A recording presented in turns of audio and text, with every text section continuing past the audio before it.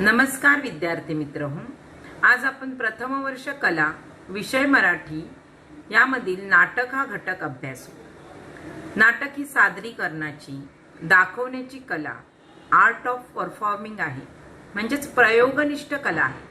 म्हणून कथा, कविता, कादंबरी इत्यादी साहित्य प्रकाराहून नाटक हा साहित्य प्रकार वेगळा ठरतो। नाटकाला ही संहिता लिखित स्वरूपात असते, पण रंगमंचावर सादर केल्याशिवाय नाटक पूर्ण होत नाही। भारतीय परंपरेतील नाटके। भारतात नाटक हा कला प्रकार अतिशय प्राचीन आहे। 2000 वर्षापूर्वी भरतमुनींनी लिहिलेला नाट्यशास्त्र हा ग्रंथ असल्यामुळे भरतमुनींना भारतीय नाट्यकलेचे जनक असे म्हटले जाते। चारही वेदातून महत्त्वाचे भाग घेऊन बनवलेला हा ग्रंथ असल्याने नाट्यशास्त्राला पंचम वेद असेही म्हटले जाते। भरतमुनींनी ब्रह्मदेवाच्या आज्ञेनुसार इंद्रदेवाच्या ध्वजमहोत्सव प्रसंगी दैत्य दानव नाशनम या नाटकाचा प्रथम प्रयोग सादर केला। भरतमुनींच्या मते असा कोणताही अनुभव या जगात नाही ज्याचे सादरीकरण नाटकात करता येणार नाही। ग्रीक परंपरेतील नाटके। भारतात जो मान भरतमुनींना तो ग्रीक संस्कृतीत एरिस्टॉटलला आहे। एरिस्टॉटलने आपल्या पोएटिक्स या ग्रंथात नाट्यविषयक स्वरूपाची चर्चा केली आहे। एरिस्टॉटलच्या मते नाटक म्हणजे अनुकृती असते। साहित्य निर्मिती हीच एक जीवनाची अनुकृती असते, त्यामुळे एक प्रकारे साहित्य निर्मिती ही पुनर्निर्मितीच असते। त्याने नाटकाचे शोकात्मिका आणि सुखात्मिका असे दोन प्रकार सांगितले आहेत। ग्रीक नाटकांचे स्वरूप शोकात्म आहे, परंतु संस्कृत नाटके सुखात्म आहेत। संस्कृत नाटकात शोकात्म नाटकांची परंपराच नाही। आता शोकांतिका म्हणजे ट्रॅजेडी। एरिस्टॉटलच्या मते जीवनात सुखापेक्षा दुःखच जास्त आहे। एरिस्टॉटलने नियतीप्रधान शोकांतिकेला प्राधान्य दिले आहे। एरिस्टॉटलने कॅथार्सिस म्हणजेच विरेचनाचा सिद्धांत मांडला आहे। एरिस्टॉटलने शोकात्मिकेच्या संदर्भात हॅमर्शिया हा सिद्धांतही मांडला आहे।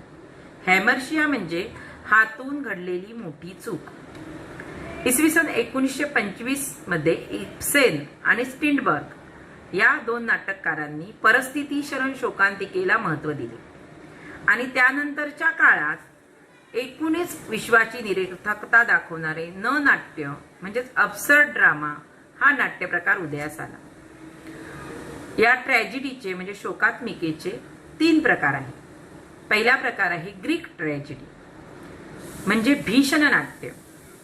यामध्ये नियती हा अदृश्य घटक काम करत असतो। नियती शरणतेमुळे या नाटकातील पात्रांना दुःख प्राप्त होते। उदाहरणार्थ सोफोक्लिसचे राजा इडिपस हे नाटक। दुसरा आहे शेक्सपियरियन ट्रॅजेडी, म्हणजे दारुण नाट्य। एखादा स्वतःचा गुणच अतिशय भव्य झाल्याने आपल्या नाशाचे कारण बनतो। उदाहरणार्थ शेक्सपियरची Hamlet, King Lear, Julius Caesar, Othello ही नाटके। नंतरचा तिसरा प्रकार आहे इंडियन ट्रॅजेडी, म्हणजे करुण नाट्य। यामध्ये त्याग आणि बलिदान हे माणसाचे गुणच त्याच्या नाशाला कारणीभूत ठरतात। आई वडील, देश, धर्म, प्रजा यावरील आत्यंतिक प्रेमापोटी जो त्याग हातून घडतो त्यामुळेच नाश घडून येतो। उदाहरणार्थ वसंत काळनेटकरांचे इथे ओशाळेला मृत्यू हे नाटक आणि रामगद्गेश गडकर यांचे राजसन्यास हे नाटक। आता आपण सुखात्मिका हा प्रकार पाहू। सुखात्मिका ह्या आनंद पर्यवसायी असतात, हास्यरस निर्माण करणाऱ्या असतात। सुखात्मिकेमुळे दुःखाचा निचरा होतो। सुखात्मिका जगण्याचा संदेश देतात। आता पाश्चात्य साहित्यिक बर्गसॉ यांनी सुखात्मिकेच्या कथनाची 3 वैशिष्ट्ये सांगितली आहेत। पहिला आहे रेसिपेटिशन, म्हणजे पुनरावर्तन। दुसरा आहे इन्व्हर्शन, म्हणजे उलटापालट किंवा विपर्यास।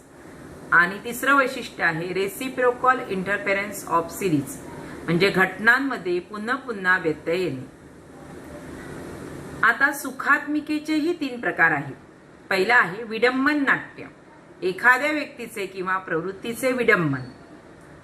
ज्या नाटकात असते त्याला विडंबन नाट्य असे म्हटले जाते. उदाहरणार्थ आचार्य अत्रे यांचे साष्टांग नमस्कार हे नाटक आणि पु ल देशपांड्यांचे ती फुलराणी हे नाटक. दुसरा नाटकाचा प्रकार आहे फार्स. अंगविक्षेपाच्या गोंधळातून हास्य निर्मिती करणे म्हणजेच फार्स. उदाहरणार्थ सई रे सई किंवा ऑल दी बेस्ट ही नाटके. तिसरा आहे ब्लॅक कॉमेडी म्हणजेच न नाट्य किंवा एब्सर्ड ड्रामा.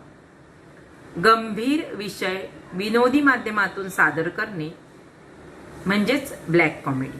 उदाहरणार्थ सतीश आळेकरांचे महानिर्वाण हे नाटक. आता सुखात्मिका आणि शोकात्मिका यामधील फरक. शोकात्मिका या चिरकाळ टिकणाऱ्या तत्वचिंतनात्मक असतात. शोकात्मिका अभिजात असतात.